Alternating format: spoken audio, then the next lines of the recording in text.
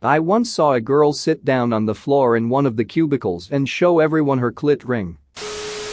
What's the most NSFW thing you've experienced in a professional situation?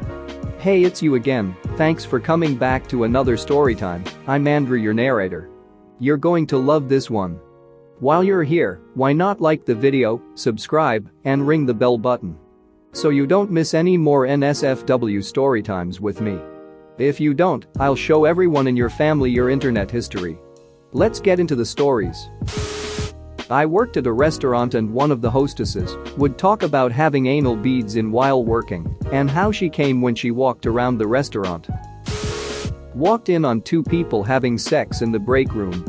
They claimed they hated each other and they ended up together.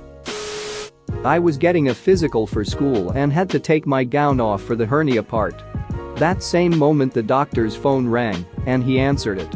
Meanwhile I'm standing there butt naked while he talks on the phone for 10 minutes.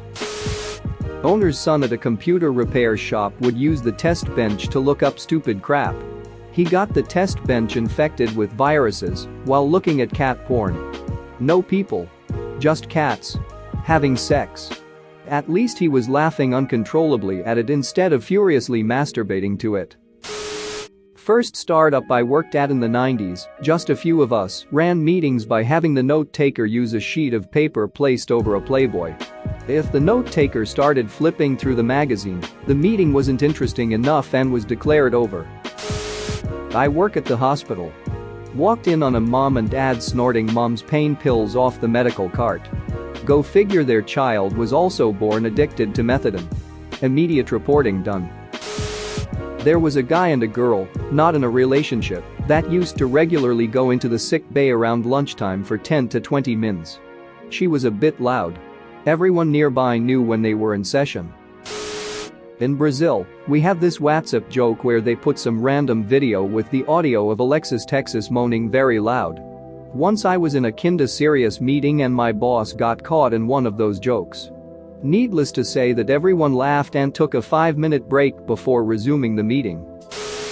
I was on call at the hospital one night during my residency. I get called at about 3 a.m. for a disturbance in a patient's room. I walk down the hall and hear some screaming and a bunch of nurses standing outside this patient's room. As I get to the door I see the patient standing in the corner, covered in her own poop, legs bent and arm up her gown. This woman was pulling out poop from her butt and throwing it at nurses and whoever tried to get near her. I noped the hell out of there. She eventually ran out of poop and I have a phone order for some meds to put her down. I felt bad for the housekeeping crew that night. They were up to their elbows in poop. I worked with a woman who claimed she could give herself an orgasm using only her mind. On 2 occasions, I saw her demonstrate this. Of course, she could have been lying, but that is a weird thing to lie about. She claimed that the more people were watching, the easier it was for her. She seemed pretty convincing. Edit. This was not at all similar to the exaggerated fake orgasm scene from When Harry Met Sally. It was more subdued, and apart from some minor soft moaning, silent. It seemed believable, based on my somewhat limited, but nonetheless existent, experience with the subject. Edit 2. I am aware that women can lie about orgasms. My second sentence refers to the fact that it would be weird to volunteer this information, out of the blue, as a lie. Whether or not the orgasms were real or not is immaterial. Her sexual exhibitionism in a professional work environment is the crux of this story. I worked in a photo lab at a major right out of high school. This was just a couple of years before digital cameras killed film, so I still dealt with people bringing in disposables and rolls of film to develop. 95% of the stuff I saw was kids' birthday parties and vacation shots. The rest, though, was some NSFW stuff. One woman in her mid-40s that apparently liked to party with her friends had a thing about resting her boobs on people's head, nice boobs BTW. Another guy dropped off a disposable camera for 1-hour development. I ran it through, and the entire roll was a woman who was drop-dead gorgeous just posing naked on the bed. Well, when he returned to pick up the pictures she was with him. That was a very awkward moment of ringing them up, and she couldn't look me in the eye. Had another guy drop off a camera who was a real class act. naked photos of his GF wife, a collection of guns, and him snorting coke off a family picture. One other story I have is about a couple that brought in a roll of film. I ran it through the process and most of the images were innocuous, but the final few were probably a little saucy. I say probably because the images were so dark I couldn't make out much more than a silhouette. It was likely the wife modeling off some lingerie. I never printed the pictures, though, since they were almost all black. They picked them up and returned a short time later with my manager and store director in tow, demanding I be fired for stealing those last few shots. My explanation didn't satisfy them, so I was forced to put their film back in the machine and show exactly how the shots were and why they weren't printed. After that they got real sheepish and muttered an apology before quickly leaving. That peek into people's lives dried up when digital went mainstream though. I was 14 and on my first summer job ever. A well-dressed middle-aged businessman comes in, and we have completely normal quick chat. I can't remember anymore, other than he said that he had seen me working on the window a few times. Then he takes a thing out of his pocket and reaches out his hand. Without thinking, I stick out my hand and take it, which turns out to be a dirty tissue. In a very kind voice he says, "I want you to know that I jerked on that thinking about you." Flashes a nice smile and without any rush leaves. Even said hi to my boss on his way out.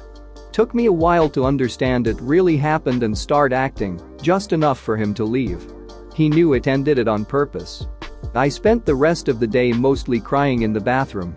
It was the contrast on what I was used to on that job. I had the best time and people were wonderful, and completely having my guard down that threw me off. Edit. Since there are so many same questions I'm answering here. I never went to the police.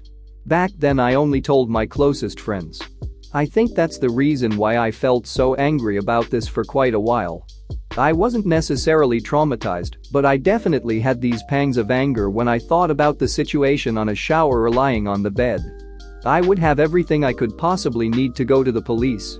We had cameras, I had the tissue, I had the greatest boss whom I knew would have immediately believed me and acted right then when it happened or even later.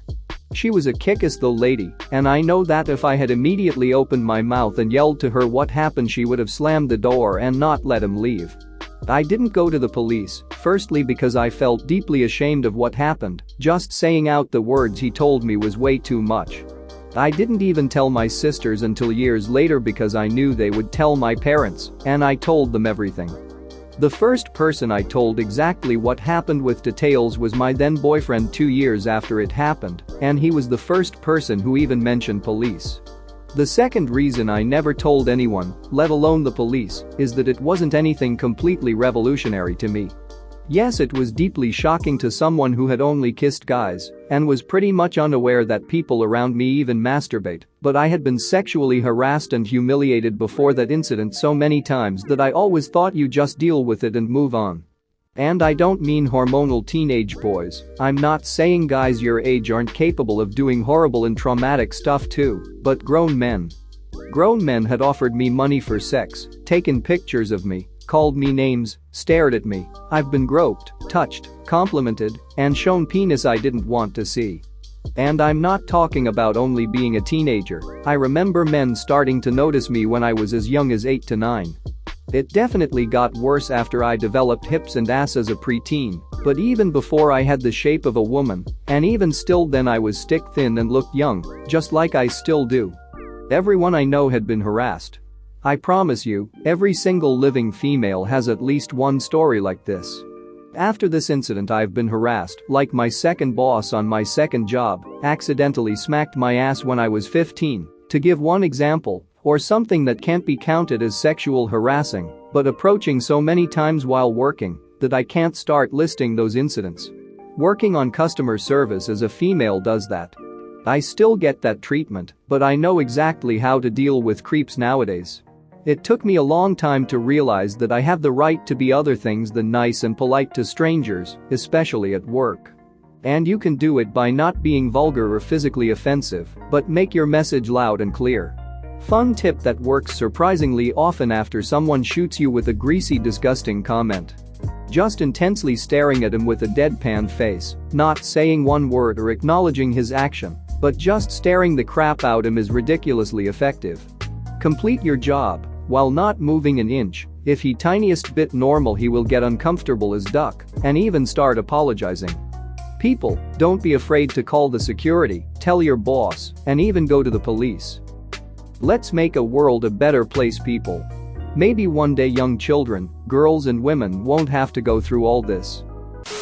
Like and subscribe for more funny, interesting, and scary r/ask Reddit videos.